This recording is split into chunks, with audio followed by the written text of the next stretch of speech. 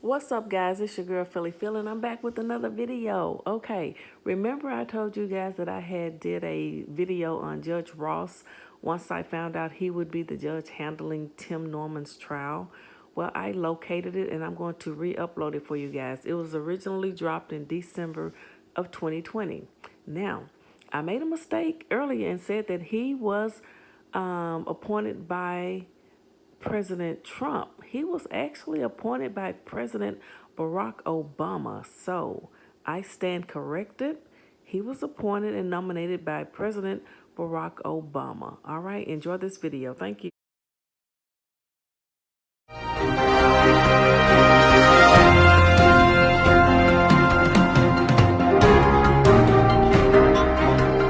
What's up, guys? Welcome back to another episode. Keeping it real with your girl, Phylly. How y'all doing? How you doing? Okay, you guys saw the title. We're just going to discuss. I wanted to find out a little bit about the judge that'll actually be handling Tim Norman and Cruz's trial, okay? And that's Judge Ross. A little bit about Judge Ross. He's a federal judge for the United States District Court for the Eastern District of Missouri. He was nominated by President Barack Obama in December of 2010. Prior to becoming a federal judge, Judge Ross was a circuit court judge for the 21st Circuit Court in Missouri. So that's just a little bit about Judge Ross. So I dialed in this morning. He had a Zoom hearing for a defendant. It was his sentencing. Everything else had been done. Now, this defendant was charged with he was a felony in possession with a firearm. So he was already a felon and he was on parole and he was caught with the firearm.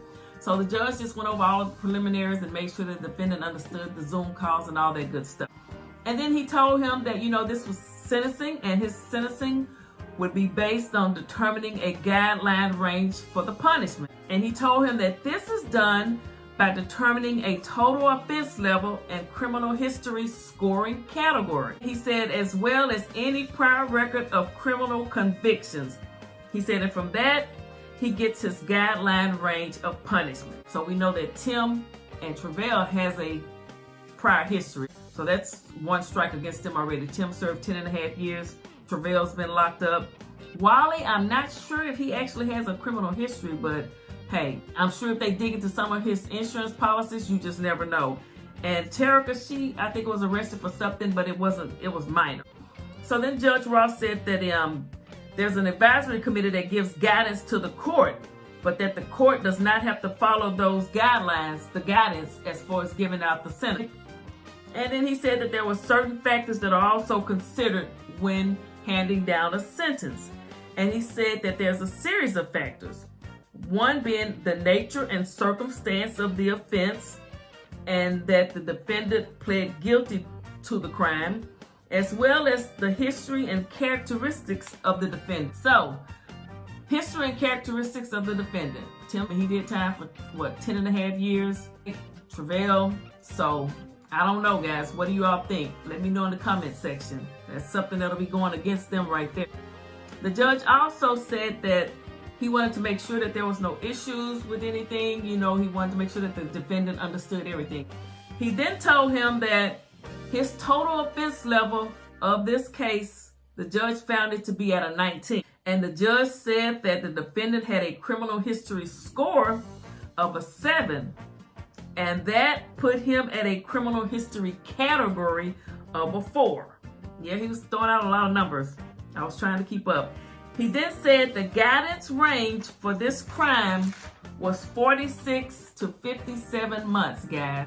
Yes, that's what he told him. He said that the guidance range for that crime was 46 to 57 months. And this defendant also has an open case with St. Louis County. And the judge said that what he would do, he would run this concurrent with that crime. However he's found. We don't know the outcome of that yet. And concurrent sentence, it's a sentences that may all be served at the same time with the longest period controlling. So the judge may sentence concurrently out of compassion, plea bargaining, or the fact that several crimes are interrelated. So he was showing a little compassion there, okay, letting them run concurrent.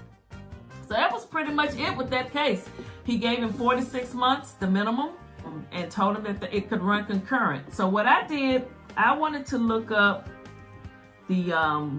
charges that I think that Terica and all of them, Tim and them, are charged with. And you see here, I'm thinking, what, murder 1 first degree, capital murder? Murder 1 first? I don't think it'll be anything like 2nd degree.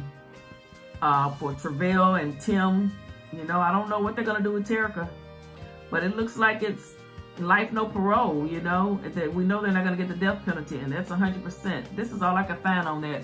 So you guys let me know what you think. That's what I found out. This judge, he was appointed by Barack Obama.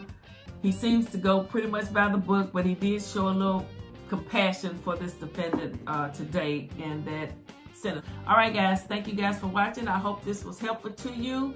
Let me know what you think in the comment section. As always, make sure you pray for Miss Michelle Griggs and Dre's siblings. Pray for Miss Robbie, and may Dre rest in peace. Thank you. In a long, long time, honey, but I know, yeah. Store. Everybody ain't your friend, everybody ain't your partner. I say I got you.